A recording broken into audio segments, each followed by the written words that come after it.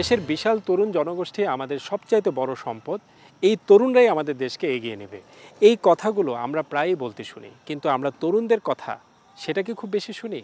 আমরা তরুণদের কথা শুনতে চাই, তরুণদের কথা বলতে চাই। আর এই কারণেই তরুণদের নিয়ে আমাদের এই আয়োজন এখন যৌবনচার।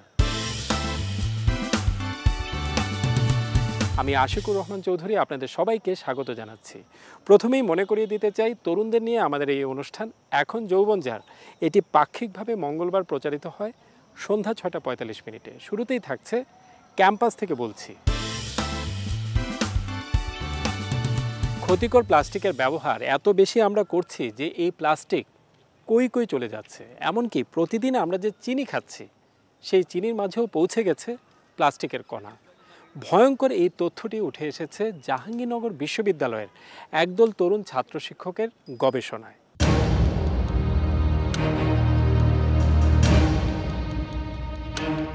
চিনিতে প্লাস্টিকের কণার উপস্থিতি পাওয়ার যে তথ্য গবেষণায় উঠে এসেছে সে ব্যাপারে বিস্তারিত জানতে আমাদের গন্তব্য জাহাঙ্গীরনগর বিশ্ববিদ্যালয়।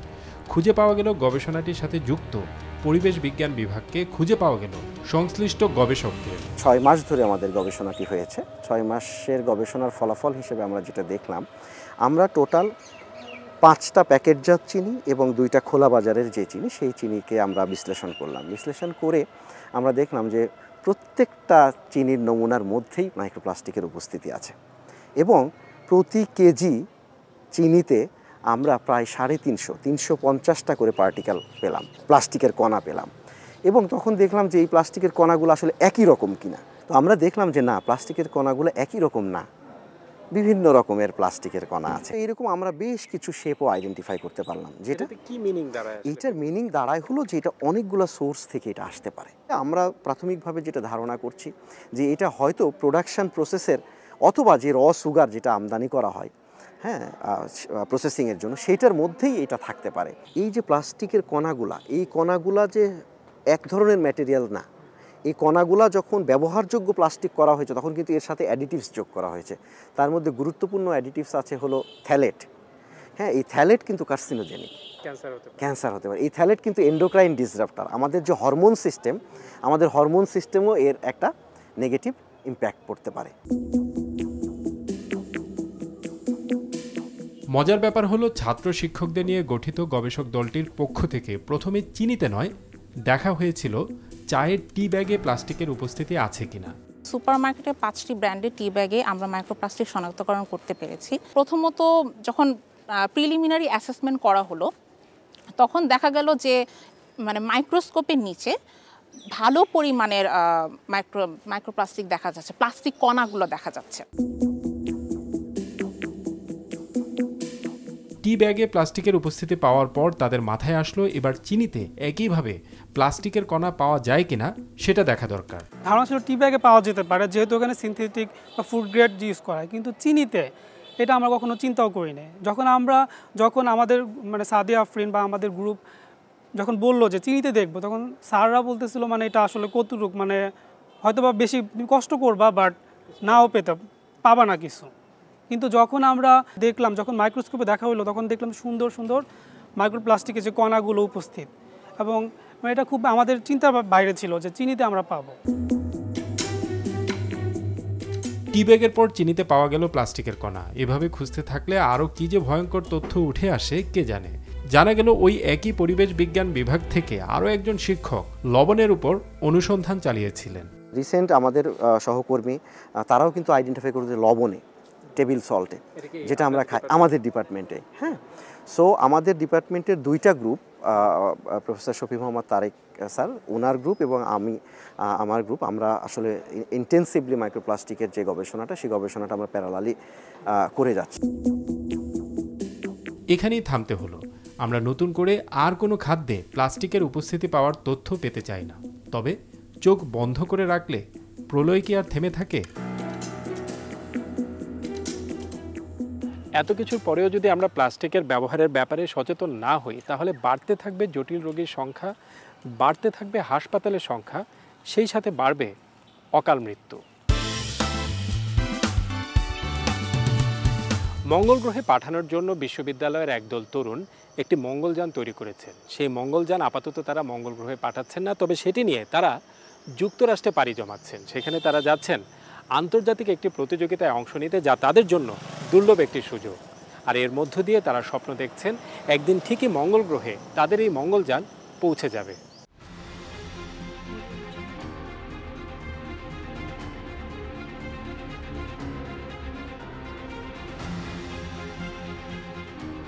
একজন চ্যাম্পিয়নের পারদর্শিতায় কিভাবে অনেক কিছু বদলে যেতে পারে, এবার সেই গল্পই হবে।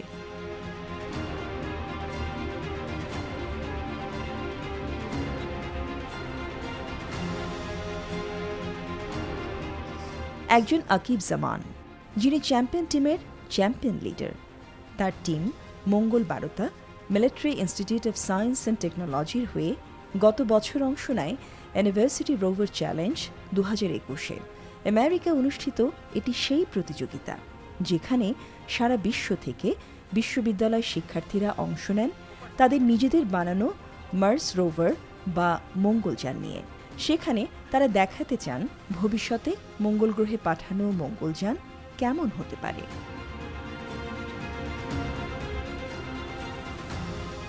সেরকমই একটি মঙ্গলযান বানিয়ে এমআইএসটি টিমকে চ্যাম্পিয়ন হওয়ার নেতৃত্ব দিয়েছিলেন আকিব জামান। তখন তিনি ছিলেন শিক্ষার্থী।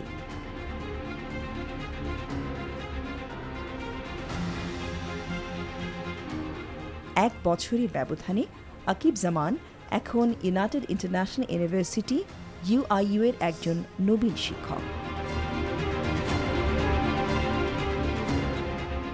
এখানে এসেও চ্যাম্পিয়ন আকিব জামান চ্যালেঞ্জ নিয়েছেন কিভাবে ইউআইইউকে মঙ্গলযান বানানোর আন্তর্জাতিক প্রতিযোগিতা পর্যন্ত নিয়ে যাওয়া যায়।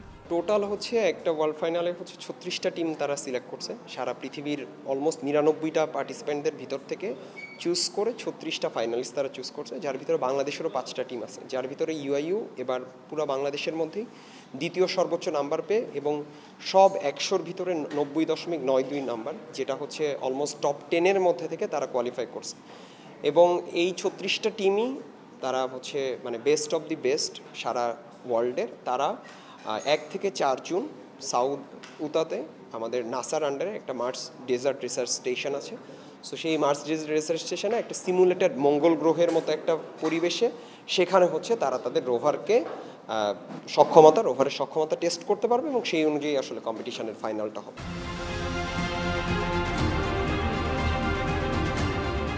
ইউনিভার্সিটি রোভার চ্যালেঞ্জ 2022-এ এবার সারা বিশ্বের বিভিন্ন বিশ্ববিদ্যালয়ের 99টি দলের মধ্যে 36টি দল ফাইনালে যেতে পেরেছে।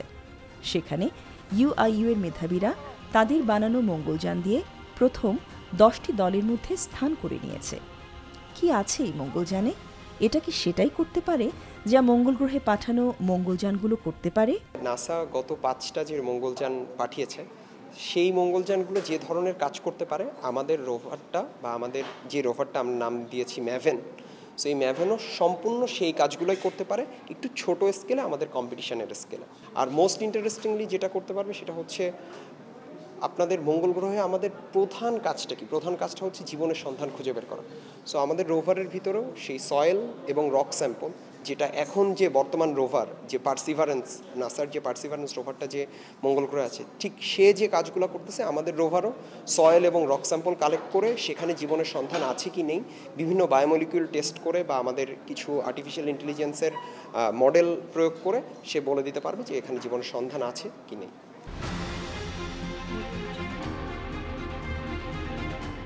এরকম একটি মঙ্গলযান বানানো এবং আন্তর্জাতিক প্রতিযোগিতায় সম্মানের সাথে যোগ দিতে পারার পেছনে ইউআইইউ এর শিক্ষার্থীদের আছে অনেক চেষ্টা, অনেক গল্প।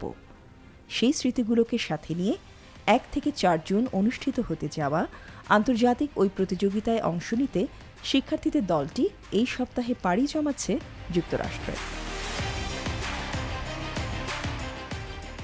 একাডেমিক পড়াশোনার পাশাপাশি আমাদেরকে এখানে মানে কাজ করতে হয়েছে, সেটা একটা বড় চ্যালেঞ্জ ছিল। সবাইকে আমার টিম সবাই খুব ভালো এখানে সাপোর্ট দিয়েছে আমাদেরকে, যে কেউ একটা এক্সকিউজ দেয় না যে আমার কালকে এক্সাম আছে আমরা আজকে কাজ করতে পারছি না। এই সাপোর্টটা আমাদের খুব ভালো পেয়েছি আমার টিমের কাছ থেকে। এটা আমাদের জন্য খুবই একটা অনুপ্রেরণামূলক কাজ, কারণ আমাদের রোভারও ঠিক একইভাবে বায়োমলিকুল টেস্টিংয়ের মাধ্যমে জীবনের অনুসন্ধান বের করছে। তো আমরা খুবই আশাবাদী যে আমাদের এই কাজগুলোকে যদি আমরা আরও এক স্টেপ বাড়িয়ে নিতে পারি, তাহলে আমরাও একসময় ওই লেভেলের কাজ পৌঁছাতে পারব। যুক্তরাষ্ট্র প্রতিযোগিতায় অংশগ্রহণ শেষে আবারও মেধাবীরা দেশে ফিরে আসবে। আবারও হয়তো তারা ওইসব উন্নত দেশে পাড়ি জমাবে নিজেদের মেধাকে কাজে লাগাতে কিংবা কেরিয়ারের কথা চিন্তা করে। কিন্তু না, আমরা চাই মেধাবীরা যেন তাদের মেধা এদেশেই কাজে লাগাতে পারে। সেই ক্ষেত্র অবশ্যই তৈরি করতে হবে এখন থেকেই। আমরা যদি দেখি আমাদের পাশের দেশ ইন্ডিয়াতেই আমরা দেখি, যদি ইসরোর কথা চিন্তা করি, তারা কিন্তু অনেক আগে গেছে। সেই ক্ষেত্রে আমাদের দেশে স্পেস রোবোটিক্সের যে অর্গানাইজেশনটা স্পারসো, হয়তো সেই দিক থেকে কিছুটা অবকাঠামোগতভাবে আমরা পিছিয়ে আছি, কিন্তু তারাও চেষ্টা করছে উত্তরোত্তর উন্নতি করার জন্য।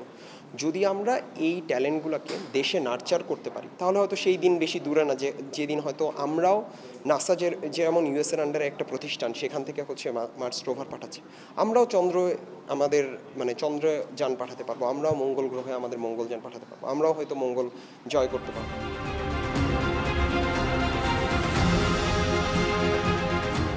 এই পর্যায়ে থাকছে আমার চেষ্টা। এমন যদি হতো আমি পাখির মতো উড়ে উড়ে বেড়াই সারাক্ষণ। গানের এই কথার মতো সত্যি কি এমন হয়? হয়, শুধু হয় না, পাখির মতো উড়ে বেড়ানোর এই বিষয়টিকে রীতিমতো নিজেদের ক্যারিয়ার বানিয়ে ফেলেছেন একদল তরুণ। চলুন সেই তরুণদের সাথে আমরা পাখির মতো একটু উড়ে আসি।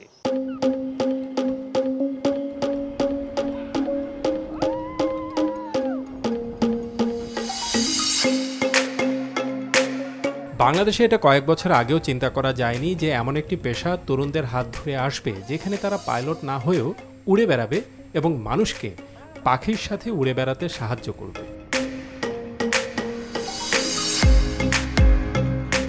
কিভাবে তারা মানুষকে পাখির সাথে উড়ে বেড়াতে সাহায্য করছে সেটা বোঝার জন্য কক্সবাজার সৈকতের দরিয়া পয়েন্ট থেকে নিজেকে বেঁধে ফেললাম প্যারাশুটের সাথে। উড়ে যাওয়ার আগে প্যারাশুটের দলটির পক্ষ থেকে বলা হলো কিভাবে কি করতে হবে। তারপর যাত্রা আকাশের ঠিকানায়।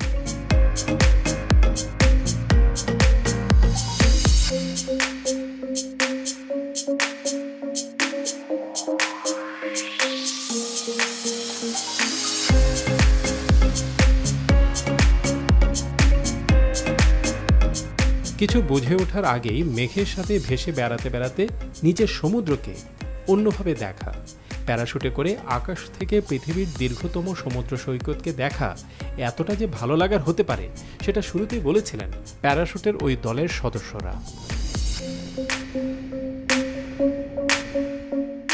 আকাশে উঠলে মানে এমন সৌন্দর্য একটা জিনিস পৃথিবীতে, মানে দেখার মতো। এটা মানে না দেখলে কেউ বুঝবে না পৃথিবীতে কি আছে। মানে এটা বাস্তবে আল্লাহর সৃষ্টিতে খুব সুন্দর একটা দৃশ্য। এটা যদি না দেখ সবাই কিন্তু মিস করবে। পাখির মতো উড়ায়, সে আপনার নিজেরই ভালো লাগে? হ্যাঁ, আমার নিজের অনেকবার আমরা তো এখানে চাকরি করে অনেকবার উঠছি, সেই রকম লাগে।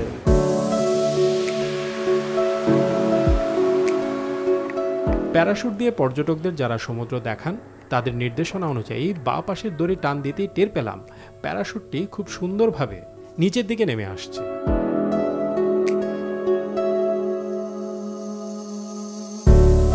পাইলট না হয়েও যারা প্যারাশুট দিয়ে পর্যটকদের সমুদ্র দেখান তাদের বেশিরভাগই বয়সে তরুণ।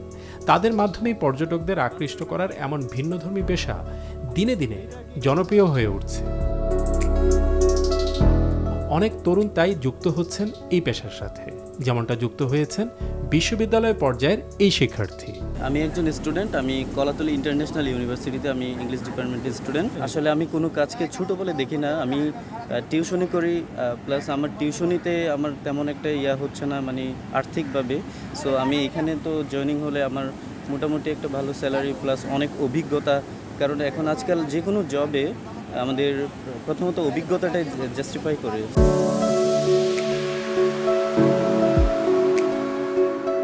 অনেকে আবার পূর্বের পেশা ছেড়ে প্যারাশুটের ওই দলের সাথে যুক্ত হচ্ছেন এর জনপ্রিয়তার কারণে আর ভালো লাগার কারণে। আমি আগে রাজমিস্ত্রি কাজ করতাম, আমাকে একজন অফার দিছিল মানে এখানে কাজ করার জন্য। তো ওনার মাধ্যমে আমি এখানে ঢুকছি, 3 বছর হয়েছে। এখানে একটু আয় বেশি, এখানে একটু কষ্ট কম। তো সারা বছরে আমরা 6 মাস ব্যবসা করি আর 6 মাস আমাদের কোম্পানি বসে বসে বেতন দেয়।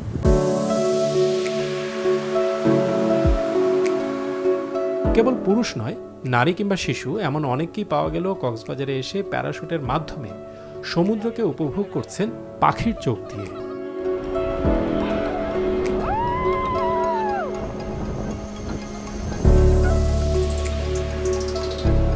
অ্যাডভেঞ্চার, সাহস আর ভিন্নধর্মী চিন্তা সব মিলিয়ে পাখির মতো উড়ে বেড়ানোর এই বিষয়টি তরুণদের জন্য দারুণ এক ক্যারিয়ারে পরিণত হয়েছে। সেই সাথে সমুদ্রে বেড়াতে আসা পর্যটকদের জন্য এটা এক অনন্য প্রাপ্তি।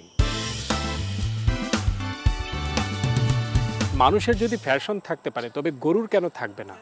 ভিন্নধর্মী এমন চিন্তা থেকে একদল তরুণ গরুর ফ্যাশন সামগ্রী নিয়ে ব্যবসা শুরু করেছিলেন। সেই ব্যবসা দিনে দিনে অনেক বড় হয়েছে। এই পর্যায়ে এসে তাদের উপলব্ধি, ভিন্নধর্মী চিন্তা সেটা যদি বাস্তবতার সাথে যায় তবে অবশ্যই সেখানে সম্ভাবনা থাকে। চোখে না দেখলে বিশ্বাস করা যায় না যে গরুরও ফ্যাশন হতে পারে। এজন্য রীতিমতো চলছে গরুর ফ্যাশন শো।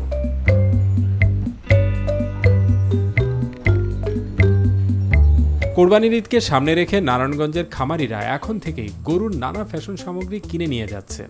ফ্যাশন আইটেমগুলো গরুকে পরিয়ে তবেই খামারিরা ক্রেতাকে আকৃষ্ট করার চেষ্টা করছেন। নারায়ণগঞ্জের অবস্থা এখন এমন হয়েছে যে এইসব ফ্যাশন সামগ্রী ছাড়া গরু যেন বিক্রি হতে চায় না। আর এটাই একজন ইসমাইল সুমন আজানের উদ্যোক্তা হওয়ার মূল কারণ। উদ্যোক্তা হওয়ার আগে সুমন আজানের নেশা ছিল গরুকে নানা জুয়েলারি সামগ্রী দিয়ে সাজানো। সেটা থেকে তিনি পরিচিতি পান গরুর ফ্যাশন ডিজাইনার হিসাবে। আর এখন গরুর ফ্যাশন সামগ্রী উৎপাদনের জন্য তার একটি কারখানাও আছে।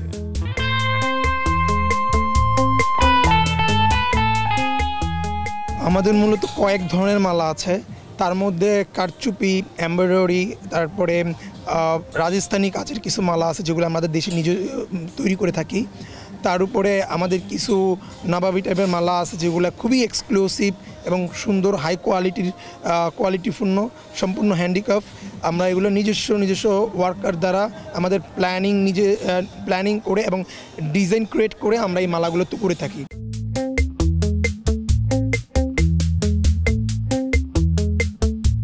কোরবানির হাটে কিংবা অনলাইনে গরুকে আকৃষ্ট করতে গরুকে পরানো হয় শাহিমালা, রাজস্থানী ও নবাবী মালা, মাথার তাজ, মুকুট ও নানা কাজের চাদর।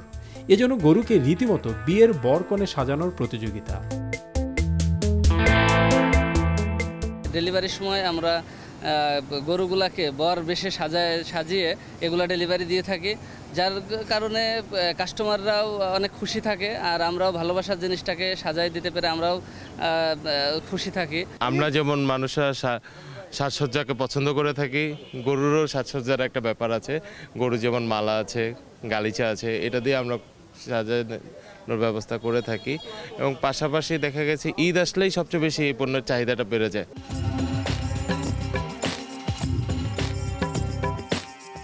তবে গরু কি আর এসব ফ্যাশন বোঝে? তাই এগুলো পরানো খামারিদের জন্য যেন এক প্রকার যুদ্ধ। বেসিক্যালি এটা আমরা করে থাকি যেমন আপনার ঈদের সময় আমাদের পরিবারের সদস্যগুলো যেমন নানান রকম নতুন পোশাক পরে নতুন সাজসজ্জা উদযাপন করে, ঠিক তেমনি আমরা আমাদের কুরবানির গরুগুলোকে তাদের সুইটেবল কালারের মালা এবং ঝুল দিয়ে সাজিয়ে আমরা কাস্টমারের কাছে হস্তান্তর করতে পারি।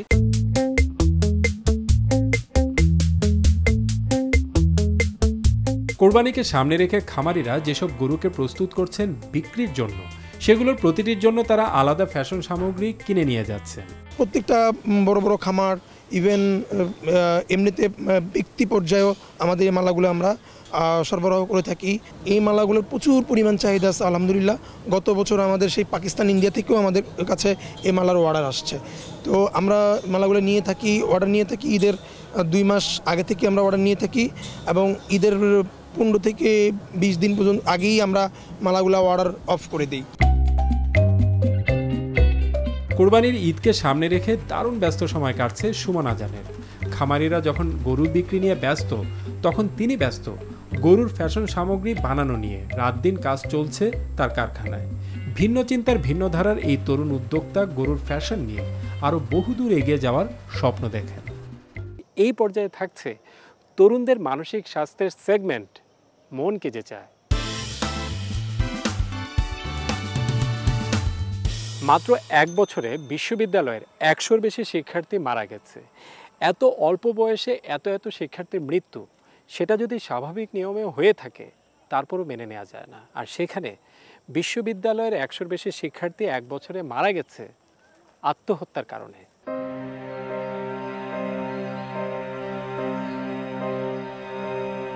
আচল ফাউন্ডেশনের তরুণ গবেষক দল জরিপ চালিয়ে বিশ্ববিদ্যালয়ের শিক্ষার্থীদের আত্মহত্যার যে ভয়ঙ্কর তথ্য সামনে নিয়ে এসেছে, সেখানে তারা নির্ভর করেছে পত্রিকার খবরের উপর। কিন্তু সব আত্মহত্যার খবরই কি পত্রিকা পর্যন্ত আসে না। তারপরও তাদের প্রাপ্ত তথ্য অনুযায়ী 2021 সালে মাত্র 1 বছরে বিশ্ববিদ্যালয় পর্যায়ে আত্মহত্যা করা শিক্ষার্থীদের সংখ্যা 100 ছাড়িয়েছে, যেমনটা আগে কখনো দেখা যায়নি। আমাদের আচল ফাউন্ডেশনের জরিপের সমন্বয়কৃত তথ্য অনুযায়ী 59টি ক্যাম্পাসে 2021 সালে 101 জন শিক্ষার্থী আত্মহননের পথ বেছে নিয়েছে। সেখানে দেখা গিয়েছে যে পুরুষের সংখ্যা বেশি ছিল, যা ছিল 65 জন, এবং তাছাড়া নারী ছিল প্রায় 36 জন। এছাড়াও যেটা দেখা গিয়েছে যে আত্মহননের পথে বেশি ধাবিত হয় পাবলিক বিশ্ববিদ্যালয়ের শিক্ষার্থীরা, যা ছিল 62 জন। আর প্রাইভেটেও আত্মহননের হার কমেছে তা না, 22 জন শিক্ষার্থী আত্মহননের পথ বেছে নিয়েছে। এর মধ্যে সবচেয়ে বেশি যে পাবলিক ভার্সিটিতে আত্মহননের ধাবিত ছিল শিক্ষার্থী, তা ছিল হচ্ছে ঢাকা বিশ্ববিদ্যালয়, যার সংখ্যা ছিল 9 জন। আরও সমীক্ষায় যেটা ফুটে উঠেছে তা হলো আমাদের 22 থেকে 25 বছরের যে তরুণীরা, তারা আত্মহননের পথটি বেশি বেছে নিয়েছে। ইনারা বেশিরভাগ ছিলেন 3য় থেকে 4র্থ বর্ষের শিক্ষার্থী। কেবল সংখ্যাগত তথ্য দেওয়া নয়, প্রতিটি আত্মহত্যার পিছনে কারণগুলো কি সেটাও জরিপে উঠে এসেছে বিশ্ববিদ্যালয়ের শিক্ষার্থীদের আত্মহত্যার পেছনে 1 নম্বর কারণ সম্পর্কের জটিলতা বা প্রেমে ব্যর্থতা। আমরা যে জরিপটি করেছি সেখানে আমরা পেয়েছি 101 জনের মতন সুইসাইড করেছে, তার মধ্যে প্রায় 25 জনের মতন সুইসাইড করেছে সম্পর্কজনিত কারণে। সম্পর্কজনিত কারণ বলতে তাদের সম্পর্কে টানাপোড়েন, তাদের সম্পর্কের বিচ্ছেদ ঘটার কারণে সবচেয়ে বেশি আত্মহত্যা করেছে, যেটা আমরা আমাদের জরিপ থেকে পেয়েছি। বিচ্ছেদের মূল কারণ হচ্ছে কোনো একটা স্টুডেন্ট যখন তার গ্র্যাজুয়েশন কমপ্লিট করতে পারছে না, সে হয়তো বা তার গার্লফ্রেন্ডের সাথে বা তার পার্টনারের সাথে কমিটেড, সে যখন তার গ্র্যাজুয়েশন শেষ করে কোনো জব সেক্টরে ঢুকবে তখন সে তার সম্পর্ককে পূর্ণতা দিবে। কিন্তু আমরা আমাদের বর্তমান সময়ে যেটা দেখতে পেয়েছি, করোনার একটা বিশাল ইম্প্যাক্ট প্রত্যেকটা স্টুডেন্টের ক্যারিয়ারকে বেশ কয়েক ধাপ পিছিয়ে দিয়েছে। এই জিনিসটা তাদের রিলেশনশিপের ভেতরে বেশ অনেক বড় একটা ইম্প্যাক্ট ফেলেছে, যেটা আমরা আমাদের জরিপ থেকে দেখেছি। হয়তো বা তার 2 বছর আগে গ্র্যাজুয়েশন শেষ করে কোনো জব সেক্টরে ঢুকে তার রিলেশনশিপকে পূর্ণতা দেওয়ার কথা ছিল, যেটা সম্ভব হয়নি। শুধুমাত্র তার গ্র্যাজুয়েশন পিছিয়ে গিয়েছে, তার জব সেক্টরে ঢোকার যেই ব্যাপারটি সেটা পিছিয়ে গিয়েছে, এই জন্য তাদের এই রিলেশনশিপটা পূর্ণতা পায়নি। তার যে পার্টনার, তার অন্য কোথাও বিয়ে হয়ে গেছে এবং সে এই সিচুয়েশন থেকে সুইসাইডের মতো একটা জায়গায় ধাবিত হয়েছে। এবং আত্মহত্যার এই দিকগুলো আমরা আমাদের জরিপে বেশ কিছু কেস আমরা দেখতে পেয়েছি। বিশ্ববিদ্যালয়ের শিক্ষার্থীদের আত্মহত্যার পেছনে দ্বিতীয় সর্বোচ্চ কারণ দেখানো হয়েছে পারিবারিক সমস্যা বা চাপকে। সম্পর্কের জটিলতা ছাড়াও আমরা আরও একটি যে গুরুত্বপূর্ণ কারণ দেখতে পাই, সেটা হচ্ছে পারিবারিক জটিলতা। এই পারিবারিক জটিলতায় প্রায় 19.80% বিশ্ববিদ্যালয়ের শিক্ষার্থী আত্মহত্যা করে। 3য় থেকে 4র্থ বর্ষের যে শিক্ষার্থীগুলো আছে, তারা দেখা যায় যে এখনও কেন তারা চাকরি জীবনে প্রবেশ করছে না, কেন তাদের গ্র্যাজুয়েশন এখনও শেষ হচ্ছে না, এই বিষয়গুলো নিয়ে তারা পিয়ার প্রেশারের পাশাপাশি পরিবার থেকে হচ্ছে একটি চাপ অনুভব করে। যখন হচ্ছে তারা বিভিন্ন ছুটি ছাটায় পরিবারের কাছে ফিরে যায়, তখন তারা কেমন আছে এই প্রশ্নটি না করে হয়তো তাদেরকে প্রশ্ন করা হয়েছে যে তুমি কবে চাকরিতে ঢুকছো, তুমি এখনো বেকার কেন আছো। তো তারা এক্সপেক্ট করে যে তাদের অবস্থাটা তাদের পরিবার সহজে বুঝবে, কিন্তু যখন তারা দেখে যে এই প্রশ্নগুলো আসলে পরিবার থেকেই আসছে, পরিবারই তাদেরকে চাপটি দিচ্ছে, তখন কিন্তু তারা আরও বেশি হীনমন্যতায় ভুগে। এই বিষয়টি আসলে সবচেয়ে বেশি উঠে আসে পারিবারিক জটিলতার ক্ষেত্রে। বিশ্ববিদ্যালয়ের এত শিক্ষার্থীর আত্মহত্যার পেছনে অন্যান্য কারণগুলোর মধ্যে আছে মানসিক চাপ, পড়াশোনা, আর্থিক সংকট এবং মাদকাসক্তি।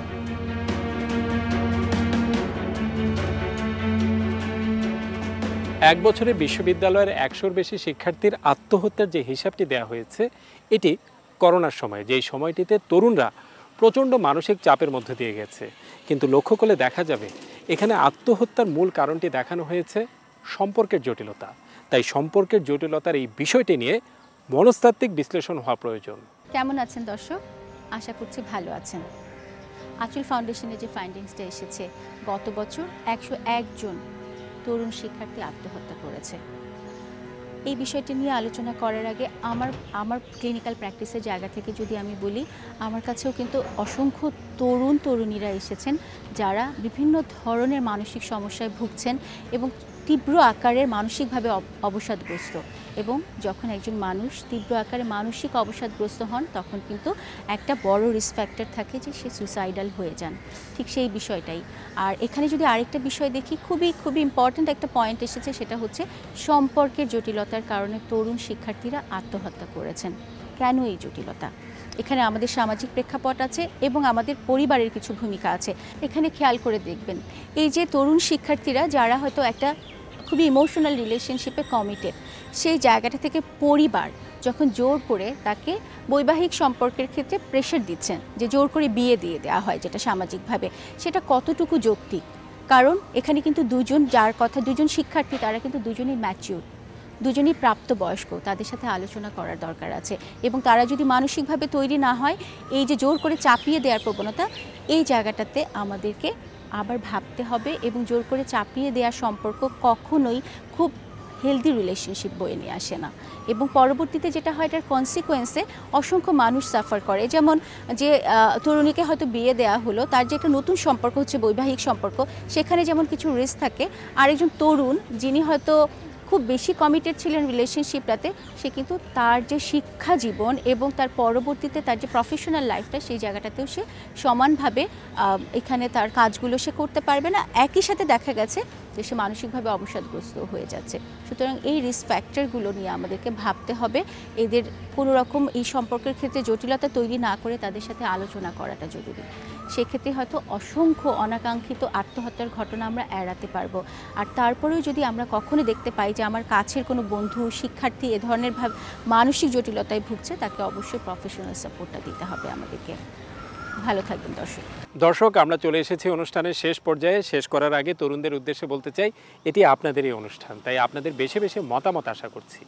মতামত পাঠানোর ঠিকানা এখন যৌবনজার এই 3টি শব্দের সংক্ষিপ্ত রূপ ejj@ntbbd.com।